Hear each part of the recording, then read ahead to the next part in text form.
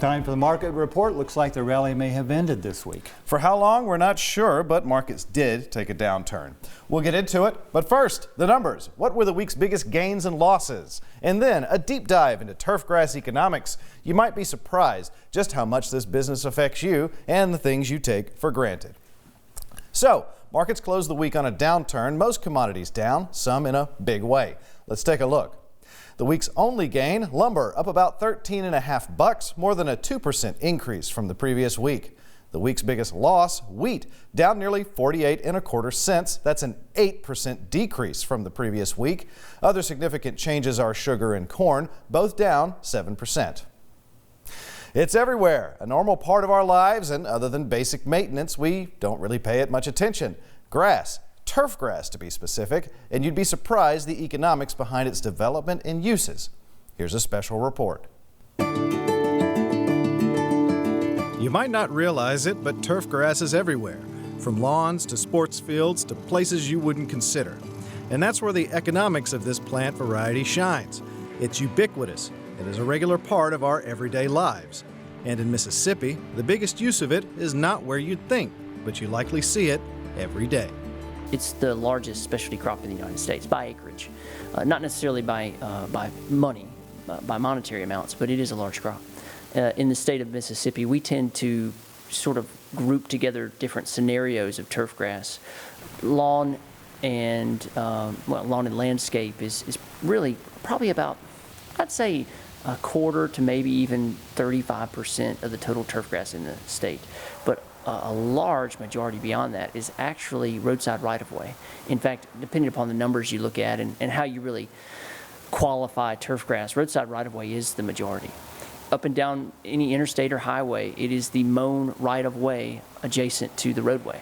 And sometimes we call that the verge, sometimes we call that the median, sometimes we call it a landscape buffer area in a parking lot. It may be median strips between 4-lane or different size highways. Yeah, so that is turf grass. I mean, what else would it be, right?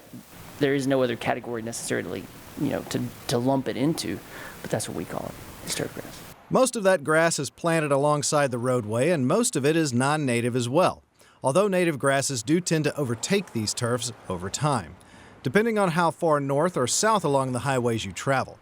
The northern parts tend to be more tall fescue, Bahia, and Bermuda grass, while the southern parts tend towards Bermuda, centipede, and Bahia grasses. Some grass varieties do well all across the state. So, how much business does turf grass occupy by acreage? In the United States, there's an area approximately 45 million acres of turf grass. In the state of Mississippi, again, roughly 3 million, with a majority of that being roadside right-of-way. But of course, there's other scenarios as well. There's the landscape business, so lawns, commercial properties, things like that. But also there's some other areas that are fairly large. The golf course industry, there's about 100 golf courses in the state of Mississippi, and so they comprise roughly 60 acres apiece. So there's probably somewhere around 6,000 acres of golf properties in the state. And then you start looking at other scenarios that might incorporate that. There's probably about 5,000 acres of sod farms or of sod production. And I would class that as a crop because it's sold as a commodity product. According to Dr. McCurdy, sod farms tend to sell to specific customers, and many farms grow one or two specific types of grasses, usually for similar purposes, and can do so in either big rolls of sod for, say, roadsides, large lawns, and churches, or small squares which you may see at your local garden center for smaller area coverage. In Mississippi, most sod farms will sell a variant of Bermuda grass because, well, that's what sells best. And in business, that's how it's done. Lawns in the southeastern part of the United States will purchase maybe 4 different warm season grasses, with a few exceptions. Those would be Bermuda grass. Those would be mainly new lawns, new establishments. Bermuda grass takes up a lot of that, a big chunk of that market. And then there's zoysia grasses. There's centipede grass, which is big in the southern part of the state of Mississippi, but hardly at all in the northern part of Mississippi because of the adaptation of that species. And the same analogous is true of St. Augustine grass. Largely the only warm season grass capable of growing in shaded lawns You see it all throughout the southern part of the state along the Gulf Coast. But then when you get up into northern part of Mississippi, it doesn't hang on through our harsh winters.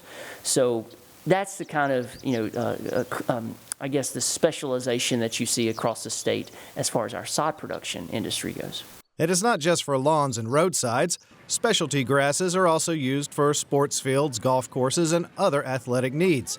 Likely that's what most people think of when they hear about the sod business. So, what grass is the most popular? Bermuda grass makes up a large majority of sports fields. Most of our sports fields are Bermuda grass. It's capable of recuperating from wear and tear of, say, a golf club striking and removing some of that turf. It's capable of withstanding the athletic wear applied by an athlete, the wearing and tearing and shearing forces of, say, football or the repetitive forces of baseball. So Bermuda grass takes up a large majority of the sports field market, and is also, and has until fairly recently, been almost entirely used for golf courses.